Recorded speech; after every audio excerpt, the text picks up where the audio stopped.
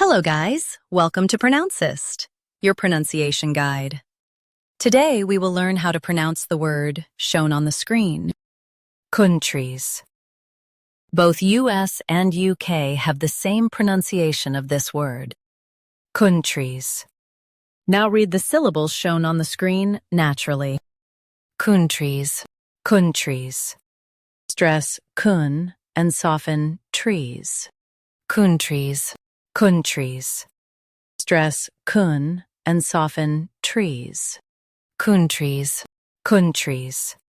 Stress kun and soften trees. Countries, countries. Practice repeatedly and you'll soon be able to say this word perfectly. The best way to practice is to repeat the syllable multiple times. The meaning of the word is nations or states.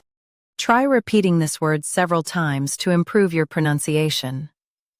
We post daily videos on useful and commonly mispronounced words to help you speak clearly and confidently. Like this video and subscribe to Pronouncist for more pronunciation guides.